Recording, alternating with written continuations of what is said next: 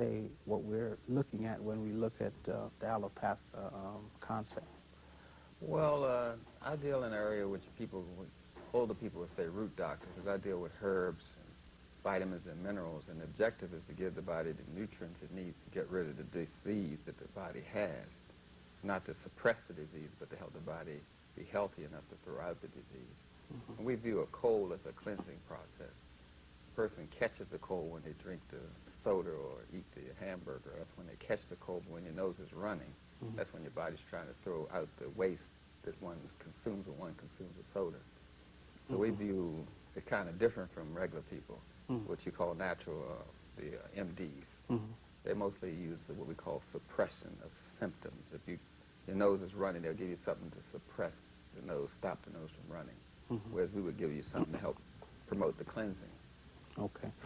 The whole question of uterine fibroids, as mentioned, obviously is a very, very serious one. At the outset, beyond, I suppose, what most people would be familiar with in terms of the function of a woman's uterus, beyond the obvious, what are some of, well, first of all, when we talk about uterine fibroids, what is it that we're talking about? We're talking about fiber, and the uterus is composed of muscle and gland, which we call mucosal membrane tissue. So it's fiber, and something inside the fiber that looks like a bump, we say, look like it's oid. So we say there's a bump in the fiber, so we say fibroid. So basically it's a bump, and if it gets big, we call it a cyst. If it gets bigger, we call it a tumor. It's the size of a bump, which is like a egg with waste in it. So that's what we're talking about. This waste is in the fiber of the uterus itself, in the muscle tissue. Now, in terms of, again, getting back to that first part, the function of a woman's uterus, what are we talking about in terms of her health? Well, functioning of her body. We are talking about a fibroid, which is a bump, which a small one would be called a cyst. We're talking about something like a fibroid that can grow to be a very large bump, about the size of an egg, and it can get the size of a grapefruit. So it's putting excess weight in the uterus and may cause it to tilt forward, which would mean the lady would feel the need to urinate a lot or have problems urinating. Or this big bump the size of a grapefruit can tilt back, and then it'll be pressing against the rectum, which can cause constipation or something like that. Now the bump has fiber in it, and the fiber grows into the tissue of the uterus itself. And so that sometimes the fibroid and the uterus become one. They just become one big bump. So the fiber grows into the uterus fiber, and since it has veins and arteries in it, it gets trapped inside. And so the blood can't move properly, so this blood gets trapped in these veins squeezed by the muscle, and then you have dead blood inside of the uterus. So it's causing the uterus not to be able to contract and expand like a muscle does. So when it does try to contract and expand, it causes pain and discomfort. And when the lady walks, it causes the muscles in the uterus to expand and contract. So when walking would be painful, sexual intercourse would be painful. And then because the uterus has the fibroid in it and it's in the muscle tissue, when the lady's menstruating, some of the blood will come out, but some of it's trapped by the fibers. So she'll have spotting, clots, and intermittent and mid-cycle bleeding going on just because the uterus function is being hampered by the fibroid. So it's a very difficult situation, because it stops the egg from being fertilized, because the egg, her ovaries produces the egg, and the egg implants in the uterus, but since there's no more soft tissue there, because the fiber of the fibroid is blocking all the soft tissue there, she can't get conceived, because the uterus is just too stiff. For me, you're probably one of the first persons that I ever referenced that dealt with the whole question of health in terms of different groups of people. There is an area now that is being looked at called, bionutrition. How did that develop for you, and what are some of the significant things that you've, experienced in terms of studying that particular area over the years? Well, we're looking at ethnomedicine. This is a branch of medicine called ethnomedicine, ethnic group ethnomedicine, and this is a legitimate branch of medicine. It's taught in all orthodox medical schools. Most of the doctors know about it anyway, they just don't utilize it. And that ethnomedicine is based on the melanin content of the person. If you have a high melanin content, aside from being able to absorb more sound, which means you can hear more music out of the music, aside from being able to see the full depth of a color, because you have melanin in your eyes, so you absorb more color, aside from having all this melanin in your taste buds, which means you can taste the full range of flavor inside of a flavor. The more melanin, the more you can taste, the more you can hear, the more you can think, because the melanin helps you store information and transmit information faster. So this melanin is a marker here, a biomarker in the whole situation. The more melanin you have, the more vitamins and minerals you have per square inch. We call it nutrient density. So black people have more vitamins and minerals in their body. We absorb the most sound, the most color. We can taste the full range of flavor. We have more balance. It causes us to store information at a quicker rate. It makes us more human. The more melanin you have, the more psychic you are, the more spiritual you are, the more you can balance the cycles in your body. An African lady has 4 major cycles running in her reproductive system. She has an earth cycle, a lunar cycle, a solar cycle, or sun cycle as you would call it, and a galactical cycle. Those are 4 cycles that are synchronized by the melanin, whereas a European woman only has 2, the earth cycle and lunar cycle. That's why they have the honeymoon, and because they can't absorb all those other cycles, because you need more melanin to do that. The melanin is the biological marker here. But the problem is that the black ladies go to the labs of the hospitals and get their tests done, and the biological markers, the standards are set on white people, on white women, which they have the lowest amount of melanin, so they have the least amount of vitamins and minerals per square inch.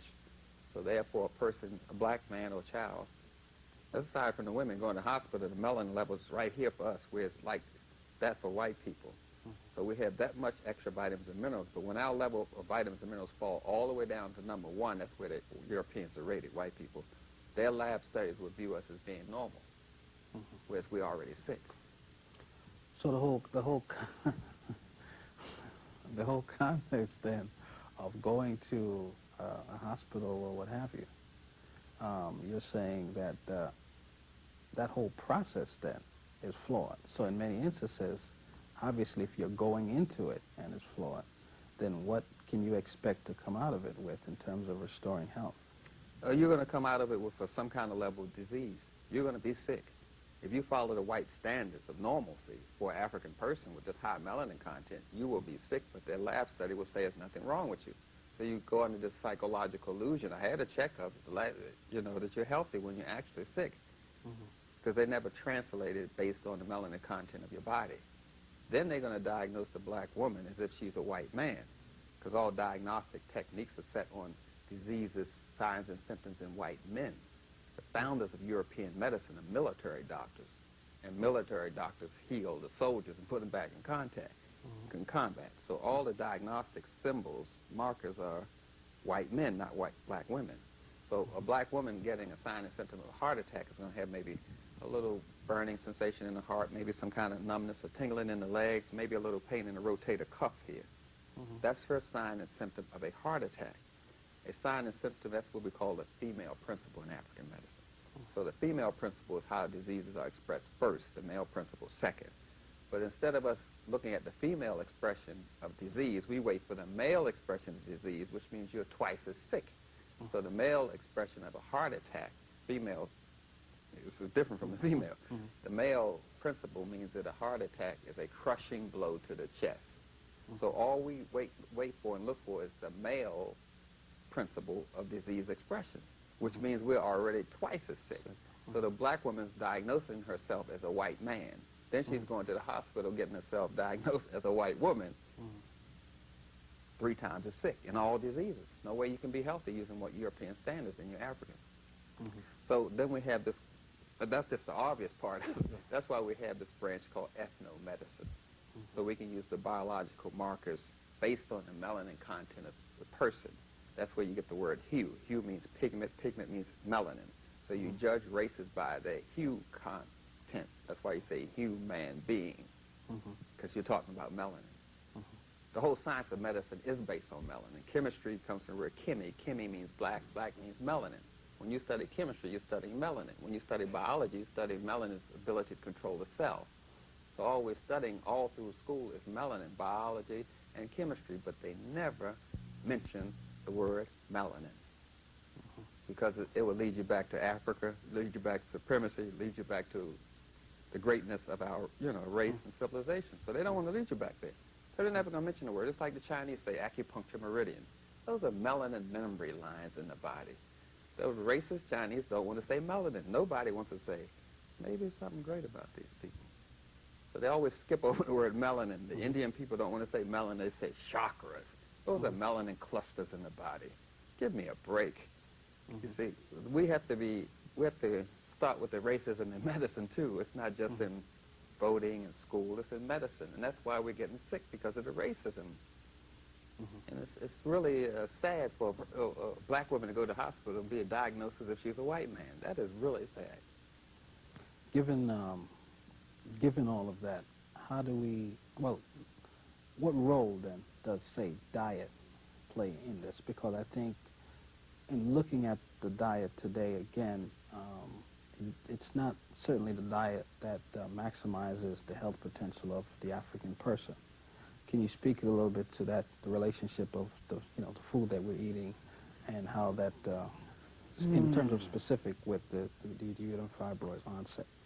Well, when you're talking about food, you're talking about mangoes, grapes, cauliflower, broccoli, rice, corn. We're talking about food here. When you're talking about processing something, now we're not in the area of food. If you were to eat an apple, your body would process it. Your liver would do something to it, your pancreas, your small intestine, large intestine, and a totally processed apple is called a bowel movement. You follow me? Sure. So if you take the wheat to the factory and let the factory eat it, which they call processing, what they're selling you is bleached white flour, but by definition, that is a bowel movement. Because it's already been processed. It's been digested by machines. A machine to duplicate your liver, a machine to duplicate your pancreas. So therefore, you're eating food contraband or food stuff, but that is not food. And they don't lie to you about it. They say it's processed. It's just another word for saying they let a factory eat the food for you. You see. So then when you digest it, the fumes of it, the perfume agents come out of it, and then you smell the true smell of this bowel movement. That's why we have this deodorant soap now, an extra strength band, and all this odor eaters for our shoes, and because we stink because we're rotting inside. Because we're not eating food, we're eating processed food, which is another word for manure. So we're in bad shape there. It's the cumulative effect of this whole thing. I mean, every day you're accumulating more junk in your system. And it's not that people are concerned about it, because most of the ladies have an eating disorder. They have an eating addiction because they're chemically addicted to the food. It's not like they can just stop. The chemicals are put in the food to make it addicting. Then you have these sex hormones put in the food also. You have an extra large amount of sex hormones in dairy, in the milk and cheese. They put all these sex hormones in it to make the cow grow faster and produce more milk. And the milk today has more pus in it and bacteria because of the synthetic chemicals they put in it. And these chemicals cause the fibroids as well. Aside from the estrogen and synthetic sex hormones in the meat, if someone's trying to get rid of fibroids, we have to take them off of dairy, and we have to take them off of meat, because those chemicals in the meat and dairy alone cause fibroids. Aside from the fact that the latex condom causes chlamydia, pelvic inflammatory disease, and fibroids. The talcum powder in it causes cysts and tumors. The gel in the latex condom, rubbers as we call them, causes cancer. And all that leaks into the uterus during sexual intercourse because the pores of the rubbers expand because of friction. And so all these chemicals go into the vagina and get into the uterus, and that contributes to fibroid tumors. So if you just being... So what we're looking at is the synthetic food, the bleached white flour, the white sugar. The white sugar alone is going to cause the veins and arteries of the prostate and the uterus to get hard, because what the body tries to do is dilute the sugar.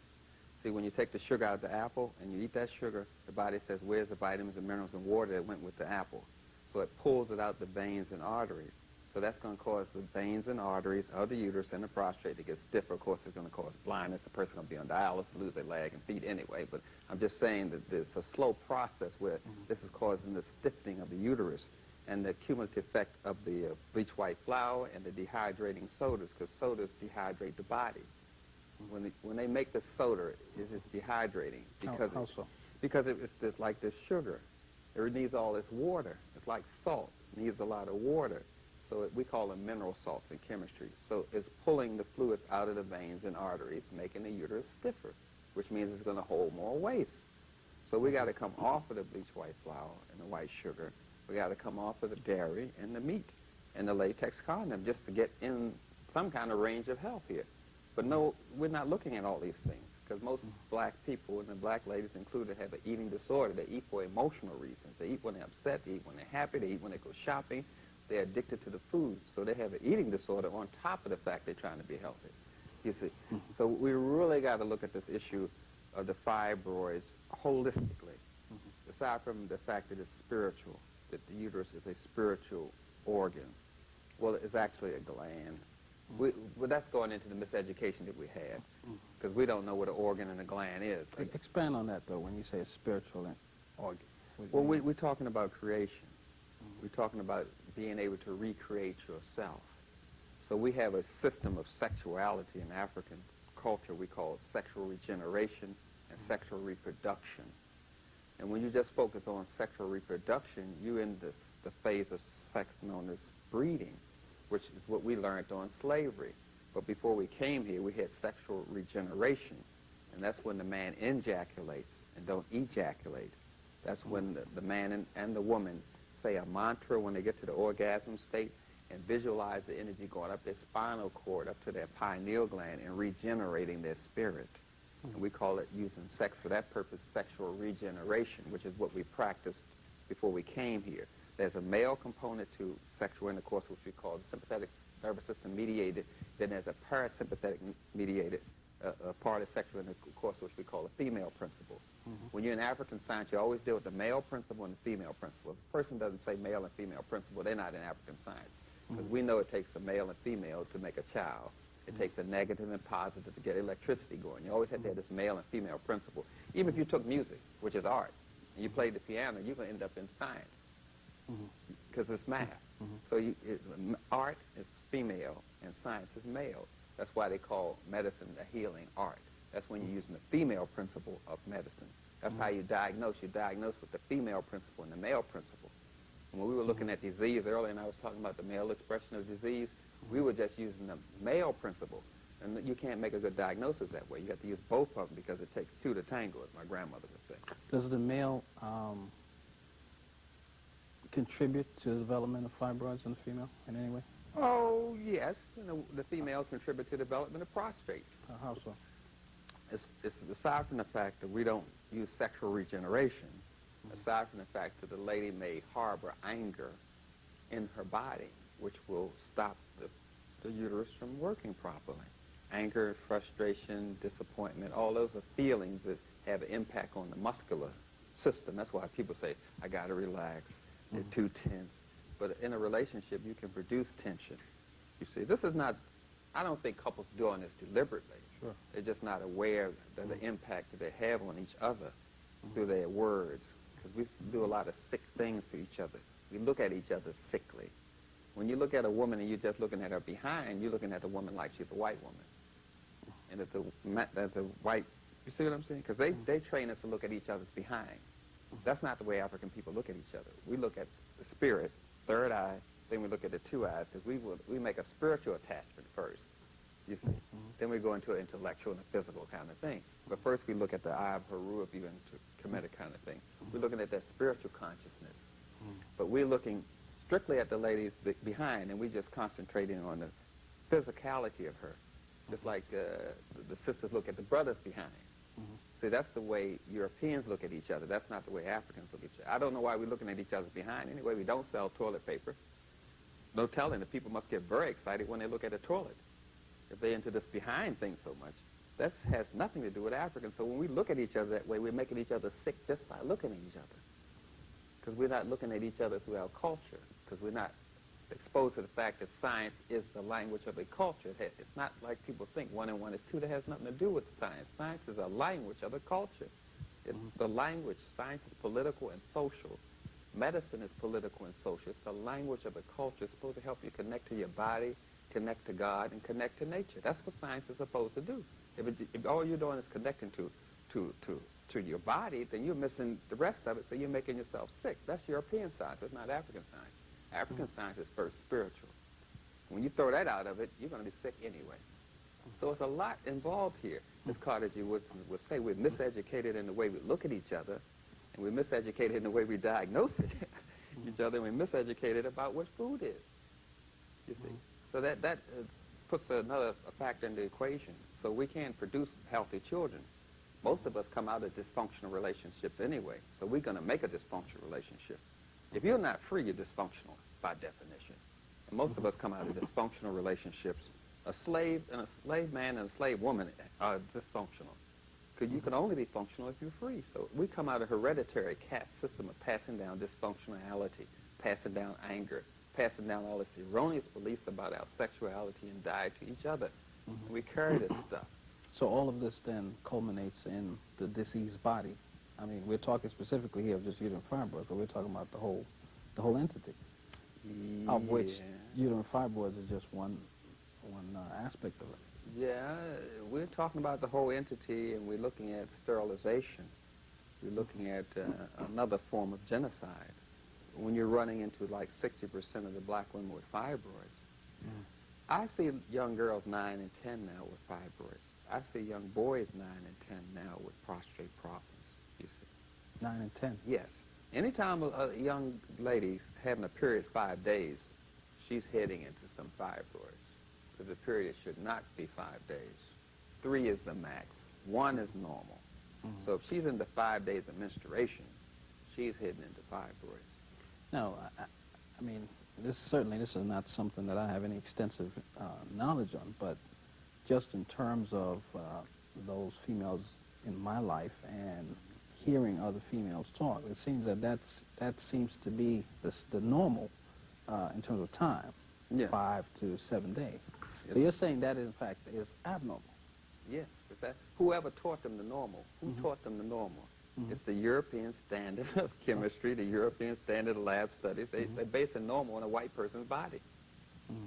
So my question is, who taught them this normal? And then they'll realize that this 5 days of menstruation is not normal. 3 days is the max. But when you're looking at 5 days, the lady better come off the dairy, come off the meat, come off that sugar. And she's heading into some problems, sure enough. I mean, it's not enough blood stored in the walls of the uterus, first of all. So we know it's a potassium deficiency. It's not enough blood. It's got to be a certain amount of blood being held in the walls of the uterus for the period to be down to 3 days anyway. But since the body is dehydrating, because bleach white flour is dehydrating, if it was whole wheat flour, I know you know, but I'm saying if it was whole wheat flour, it would be brown and have the right moisture in it, the vitamins and minerals. If it doesn't, the body's going to try to pull the water, pull the calcium, magnesium, to make the bleach white flour whole. So it's a starvation food. So it's starving the uterus of food, you see. Aside from the psychological factor involved here, we're dealing with white flour, we're dealing with white sugar, we're dealing with white milk. And the first thing that we saw when we were a child is a white bottle of milk. So we're associating nurturing and love and affection with white anyway. You see, the racism has already started when you show a baby a white bottle of milk instead of a brown breast. So they associate love and affection with blackness instead of whiteness. So we got this visual kind of impact that's causing us to be sexually addicted to the food, you see. That's why the food is shaped sexually. The Coca-Cola bottle, I think you remember that. The sexual shape of the hot dog, penis, of all the candy bars are sexually shaped. That's why they name them after men. Musketeers, you know, the Babe Ruth. They're shaped like a penis and they got nuts on them. How obvious can you get? And they're named after men. So they got sexually addicted to the food, addicted to the hormones in the food. Now they come up with addicting you to the radiation in the food by what they call the barcode. Now they radiate in the food. Now we're addicted to the radiation in the food. The only way out of this situation is to go back to nature. When you put something in between you and the potato, then you're putting something in between you and God. you see. You don't want to eat the potato chip, you want to eat the potato. So if we go back to eating the food in its natural state, it'll put the uterus back in its natural state, you see. Before I get to actually asking you to lay out some of the changes, let's talk about, you mentioned about the male and their role. Now, some time ago, I had a conversation, and I referenced Dr. Poolcomb at the outset. She had pointed out to me that she felt that also the male contributed to the development of not just fibroids, but in fact certain other cervical cancer, as a matter of fact. That's true. Through not taking care of himself and the toxicity of the semen that is ejaculated into the woman's uterus, and that contributing to also the development of fibroids and other disease. Can you talk a little bit about that? Yeah, we're talking about acid sperm, basically. But you're talking about a lady who fed the little boy. See, this thing is equal here. The ladies, of course, the men have prostate problems, and the men are causing the ladies to have uterine problems. I mean, it's equal here. We're all under this kind of oppressive medical system here. But the issue is that you could not, if I had a breeding bull that I'm selling the sperm to the dairy cow industry, and I said, this bull does not sleep, this bull eats junk, this bull smokes, this bull drinks, stays up late watching football and wrestling or whatever, and I'm trying to sell this man the sperm, he said, I don't want that sperm. Another man called and said, this bull exercises every day, eats green grass and drinks water, sleeps. Who's going to get the sale on the sperm? I mean, the whole industry is conscious of what's going on here. It's just that the brothers think that they can be in poor health and their sperm can be in good health. That's impossible. If your health is poor, then your sperm is poor. If you're drinking, smoking, not exercising, not eating properly, eating bleach, white flour, white sugar, aside from getting dialysis, losing your legs and feet and going blind, it's going to cause an impact on the sperm. Because the sperm is in your body, and anything you do to your body, you do to your sperm, you see. So that's one of the factors there, is the ladies are getting poor quality sperm. I totally agree. But the thing that's overriding everything is the food addiction. The main problem with us is we are addicted to food. We got to eat all the time. And the problem with the uterine fibroid is the sisters are addicted to the food. See, they try the remedies, like if we're going to shrink the fibroids, we use a herb called witch hazel. We use another herb called white oak bark, because we're trying to shrink the fibroids. So we're going to use witch hazel, white oak bark, shepherd's purse. Those are 3 herbs we're going to use just to shrink the fibroids. And then we want to increase the blood supply to the uterus.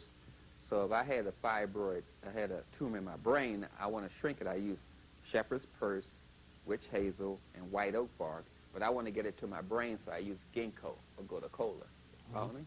Now, if I want to get it to my uterus, I'm going to use shepherd's purse, white oak bark, you follow me, the witch hazel, and I'm going to use chase tree berries or dung qua or red raspberry leaves. And that increased blood perfusion to the uterus and helps me to shrink the tumor. Or we can use a poultice with sanicle or thuja and the same herbs and put it over the uterus itself. So we can use, that's like making a sandwich out of the herbs and putting it in some gauze and putting it over the uterus and taping it over some saran wrap over top of it to keep the moisture in and helps to impact it from the outside. And then we're taking the herbs, drinking them at least 3 cups a day to help shrink it. But we're fighting against ourselves if we don't control the diet. That's what I'm saying. Of course, we use an amino acid called glutathione. Glutathione shrinks fibroids. It's an amino acid. There's actually 3 amino acids together, glycine and cysteine and glutamine, but it's sold and they call it glutathione. It's an amino acid that shrinks fibroids. Then we use another thing that makes hormones, precursor called pregnenolone. Pregnenolone, most people are not familiar with. It looks like pregnant. P-R-E-G-N-E-N-O-L-O-N-E.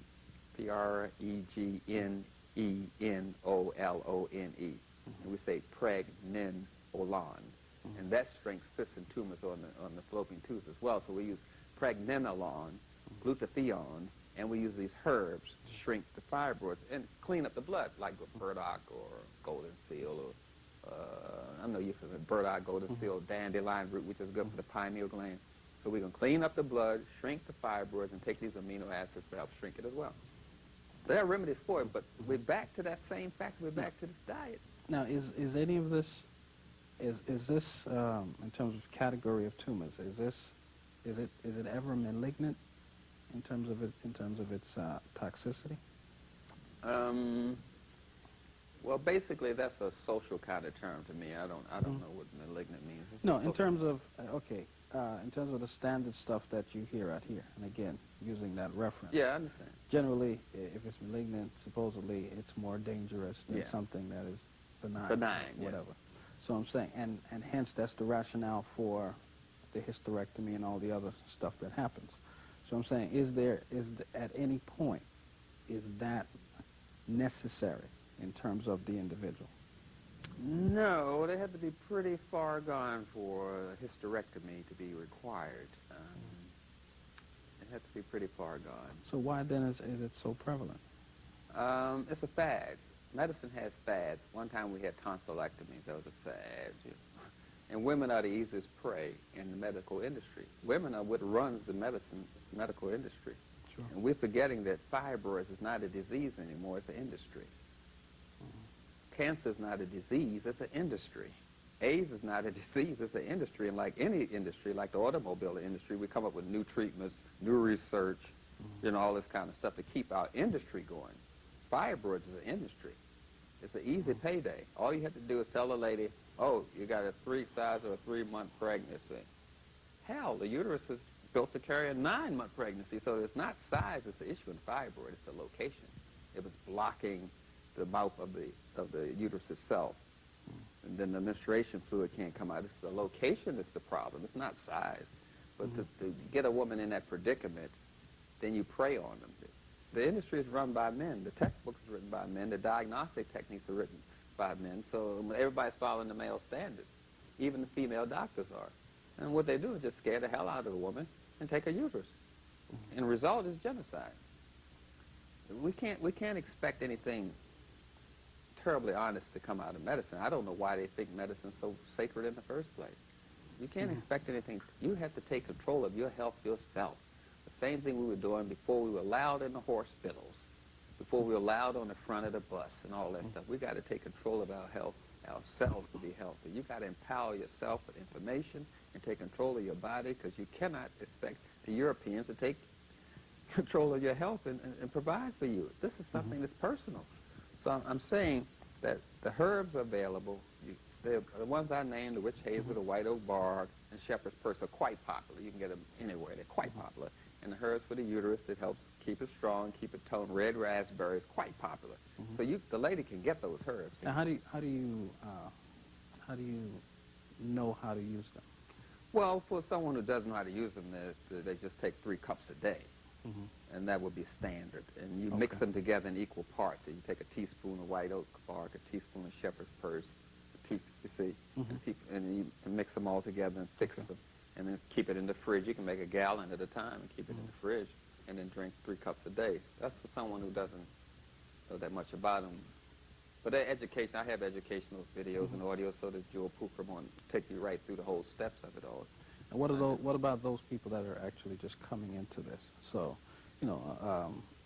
there are those that can deal with that in the way that you've mentioned it.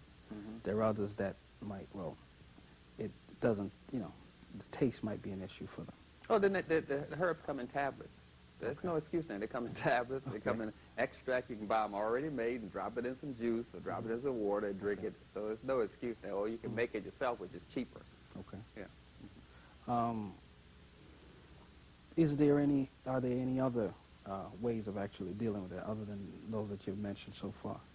Well, yeah, for the person who has a little bit more development, they can use spiritual exercises, meditation, but most of us are physically based, and I'm like a ghetto kind of doctor. I deal with, most of the people I deal with can't afford to shop in a health food store. I mean, you got to have wealth to have health in America. And most people I deal with can't afford to go in a health food store. So I'm on that level. There are other ways, yes, but most of the people I deal with are not there. So you can meditate, you can use crystals. Some people I tell them to use certain crystals and place them on a Band-Aid form over the uterus. And some people I have used magnets. Some people have used color. You see, there are various ways now to be healthy, because anything that God makes is a medicine. in the hands of a healer. I'd like to actually walk through some of those a little bit in terms of just being a little bit more detailed. Now, how does the using magnets, what would actually work? Well, first we have to go over the understanding of the reproductive system and understand what's going on here. The vagina is a muscle, and muscles contract and expand. And when they contract and expand, they're making a frequency. And a frequency is what you call music. A frequency is what you call colors. And the vagina is not a muscle by mistake. It was made by a scientist called God, you see. So it's doing this contraction and expanding. We call it in threes and fives, which is the male and female. And it's making colors. And it's making a rhythm, pulses, as you would call it. And it's causing an electromagnetic force field to occur. And that is why the penis gets stiff, so it can pick up the electromagnetic force field, the colors and the music from the contraction of the vagina and broadcast it up to the prostrate and tune the sperm.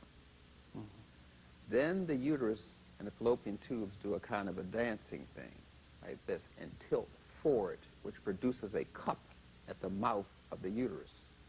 All of this is a very beautiful musical symphony put together by God. So all of this process is going on. So the uterus itself is making colors. The uterus itself is making an electromagnetic force field. The uterus itself is doing this. And so what we're doing is using the colors and the music and all that the uterus naturally makes and go in harmony with it to accentuate it. We make it into an orchestra instead of just a solo play to help the healing process, you see. But we understand that these colors, which some people call, I guess the layman would call it the 12 zodiac signs. Okay. So you have these 12 melanin centers on your brainstem. Black people do. White people only have 2. Black people have 360 melanin centers in their digestive tract. Europeans only have 40. You see, it's a total difference here between you and white people. You may think you look the same under your skin, but that's whoever told you that lied. Because your bones have more calcium, magnesium in it. Your blood has more vibrations in it because of the melanin. Your nerves carry more melanin. Under the skin, we're all different, you see. So in any case, all of this is going on. The vagina and all that's making this kind of symphony and putting the male and female in harmony with these contractions of the muscle. And we get these 12 melanin centers on the brain stem. Because the saying comes from Africa, as above is below, as on heaven is on earth, that kind of thing. So we have these centers starting to vibrate, and they cascade the vibration down to vagina, you see. It's a highway that starts illuminating here, where the sexual intercourse becomes spiritual and mental, and it communicates directly to third eye. The third eye makes a circle, and the circle is unbroken. You follow me? So what we're doing here is just duplicating what is already there. Say, all right, the vagina is making a magnet. See, the alkaline vagina will produce a girl. An acid vagina will produce a boy. And a lady that's calm and spiritual and meditates, she'll have an alkaline vagina and more likely to produce more girls. But if the vagina is acid, it will produce boys. That's why alcoholics have more girls than boys. It's a thing that happens to the chemistry as well. I'm just trying to say there are markers aside from what I'm saying. You can actually look at this. You can look at the process and say, wait a minute, the chemistry changed. When the chemistry changed, the frequency changed. When the frequency changed, the color changed. When the color changed, the magnetic force changed, and you get all this change going on. It's like a dance, a symphonic dance of some sort. So all of this is happening. Then the aura around what you call the nipple, there's a darkness around there. When you get into understanding it, the nipple itself, that's melanin, that dark stuff around the nipple. And the melanin tunes the milk on the right frequency for the child, you see. That's why the color's around. It's not around because it's to make the nipple look attractive. All of this is part of what African people knew when they were 12 years old, what we call the rites of passage. Every African boy and girl knew everything I'm saying when they were 12 years old. In fact, if a PhD is basically a 12-year-old's education in Africa. What PhD has here in America, that's what every 12-year-old child knew in Africa before slavery. So we're really behind here in our understanding. We're more than 450 years behind. So we use these magnets, and we use these crystals, because crystals is nothing but another form of energy. And if you have energy, it's going to vibrate. It's going to produce a color, and we use the crystals to help harmonize or bring out that positive energy in the uterus and in the vagina to express a healing. That's why we use these different energy forms. They're not foreign to the body. They come from the body. Everything comes from the body. The gyroscope comes from the body. When you use calculus, calculus is based on the body. How you calculate frequencies, ratios of energy. When you go into African science, you see where calculus is just another expression of the body. Geometry is just how these different shapes in the body go together. That's what geometry is, the study of the body. But we think it's something abstract because we study it from the Europeans. Sure. So that's the way it's taught. No, that's the study of the body. Geometry is, and so is calculus. And that's how, in the African sense, that's how I teach it. And once you can cheat taking one of my tests because you got, oh yeah, that's how those angles go together. that's you see, very easily. Let's, for the remaining time, talk a little bit about the other side of the uterus, or I should say, in the male, what becomes the prostate. Yeah, and how that develops in terms of the disease in the male. Well, you're looking at the synthetic deodorants and the synthetic antihistamines, cough suppressant, all that suppressing the waste in the uterus. And in the female uterus and in the male uterus, which we call the prostate today, which used to be called the male uterus back in the 13th or 14th century, so people know what we're dealing with. So we're looking at alcohol, which dehydrates.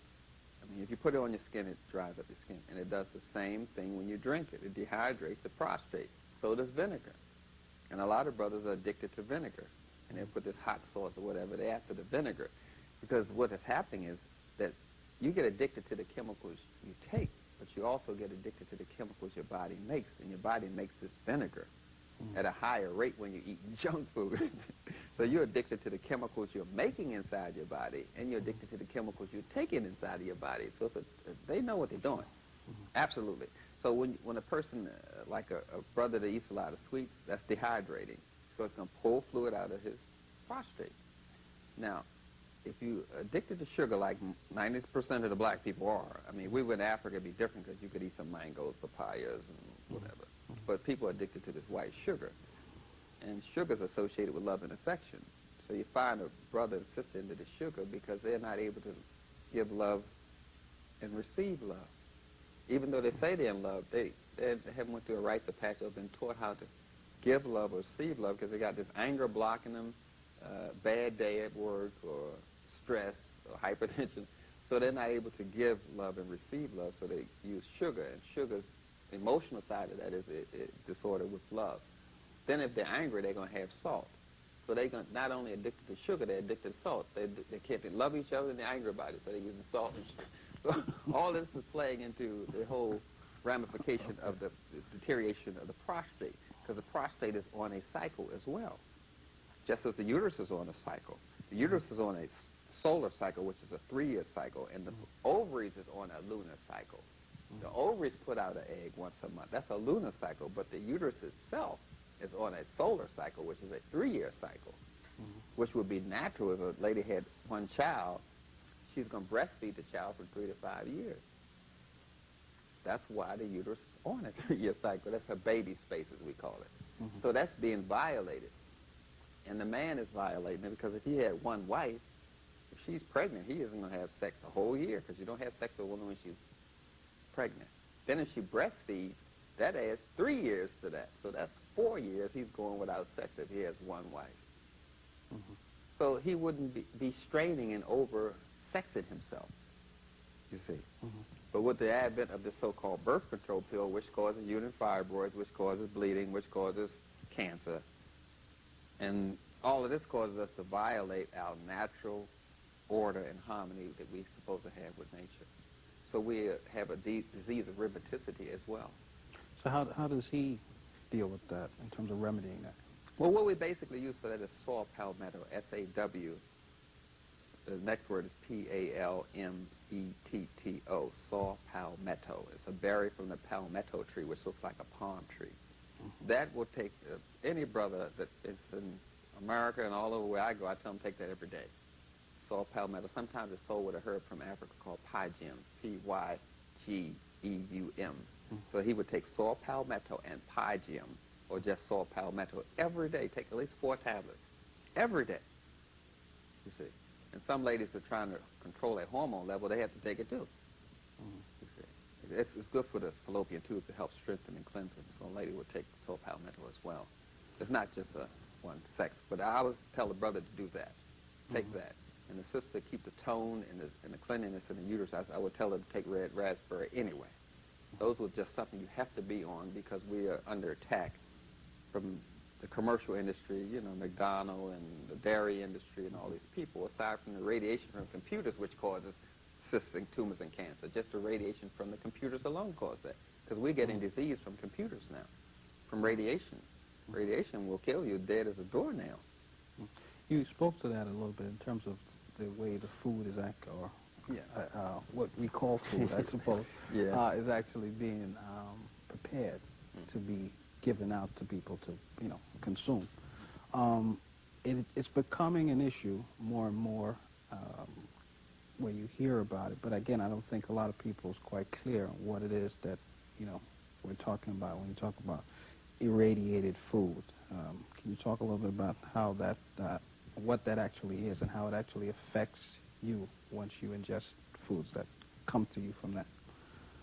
Well, the radiation doesn't stop. The radiation is in the food, and you take the food, now you're radiating yourself. You're nuking yourself. And that's going to cause some genetic alterations. Basically make you more easily to control. People are addicted to clone food now. Aside from junk food addiction, we have clone addiction, where people are actually addicted to the clones. When the soil doesn't have enough nutrients in it, and you grow plants in it, they don't give you the kind of stimulation, energy out of it. Your grandmother probably could tell you that these tomatoes in the store don't taste like no tomatoes, because, you know, she could tell, but a lot of new people can't tell. But I'm just saying this food doesn't have the energy in it and doesn't have the taste in it. But if you clone it, then you're going to get a false stimulation from the animal in the plant. So the people are now addicted to clone food and addicted to junk food and addicted to radiation, sex hormones, and the color of the food, the sexual shape of the food. So it's a multiple addiction we're dealing with right here. But the radiation itself causes genetic change, as we call it. It can't change you genetically, but it can make you more aberrant, make the behavior less socially acceptable, which puts you into a profit market of the Europeans. Because anytime you have a dysfunctionality, you're making profit for the Europeans. So the objective of it is to make you dysfunctional in some way, either with fibroids or hyperactivity or something like that, to keep you dysfunctional in some aspect. Some people get dysfunctional and they take it out with their money, so they spend too much. So they make an obvious, and that causes a problem in their relationship. And the relationship breaks up, you have a divorce, and again, your dysfunctionality is profit for the Europeans. The objective is to keep you dysfunctional. So they'll keep you addicted to these clones and radiation. And most people know people that are addicted to radiation anyway. Some people be asleep, the TV be on, and you turn the TV off, they'll wake up. It's because you turned off their high, which they get from their television. They're addicted to the radiation. We noticed it, but we didn't connect the right thing. That's radiation addiction. And each food had its own radiation band to addict you to it. And the industry that makes this do the similar kind of bans on all their products. So once you eat the candy bar, you can want the detergent. You don't know why. Because it's a vicious industry. Like the stuff they're doing with the spray in New York, with this stuff formaldehyde in it causes birth defects, and the other chemical that causes cancer. And they're spraying it the most by rivers. There's such a river called the Harlem River, right? Black folks, right? You know, all this, it's very detrimental to black people because of the melanin, and the melanin bonds the impurities at a higher rate because it's trying to get rid of them. So we call melanin a free radical scavenger. It goes after these chemicals like cocaine, nicotine, white sugar, and grabs it like that in hopes to get rid of it. But if you keep eating the junk food, it keeps it in.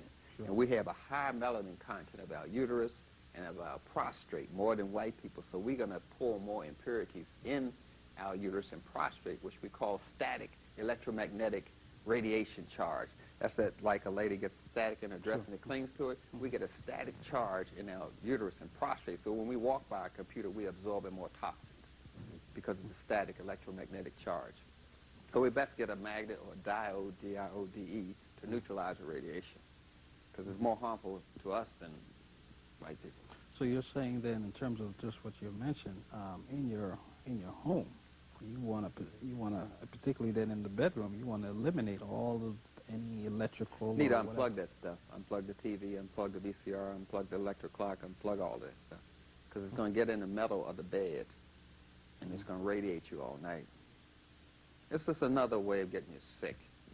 But if you don't do that, in lieu of that, just get a diode, D-I-O-D-E. It costs about $7. Put it in your pocket and you're fine. It's not a problem to be healthy. You have to work at being sick. You have to really work at being stupid. You have to ignore everything that you hear that's truthful.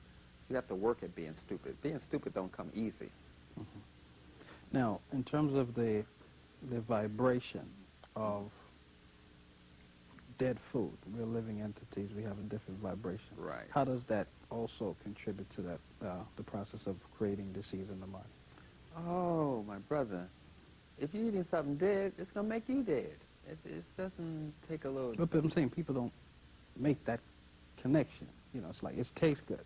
You know what I mean? Yeah. That's usually the response. Yeah, they're emotional eaters. That's typical of someone who has an eating addiction, which is a mental illness. They're absolutely crazy. I mean, that's what the industry, the snack food industry, has developed to keep you addicted. They don't say addiction industry, they call it snack food industry. The people are made addicted to the food. And I can understand the addict saying that about, you know, it tastes good. It's like talking to an alcoholic or anybody else addicted. But if you chew the food, the objective of junk food is to get you just to use the taste buds on your tongue. But if you chew it and fire off the taste buds under your tongue, especially if you fire off the parotid taste gland, you're going to taste all flavors in the food. They don't want you to chew your food. They want you to take a couple big hunks out of it and swallow it down. But if you chew it and fire off the parotid taste glands, you're going to taste all flavors and you won't even like it anyway, you see. But if you're eating food that is, like you can light a bulb on a basket of fresh apples. But if you cook those apples, you cannot light the bulb. It doesn't have any life in it. If you want to be alive, you have to eat live food. If you eat dead food, it's going to shorten your life. And bleached white flour is dead. How you find out what's dead and what's alive is if you take a food, you plant it in the ground, and it can grow. It's alive. Therefore, you can eat it. If you get an apple, put it in the ground, it will produce an apple tree. You see what I'm saying? But if you put some apple pie in the ground and cover it up, and after a day or later on that day, it will have worms and parasites in it.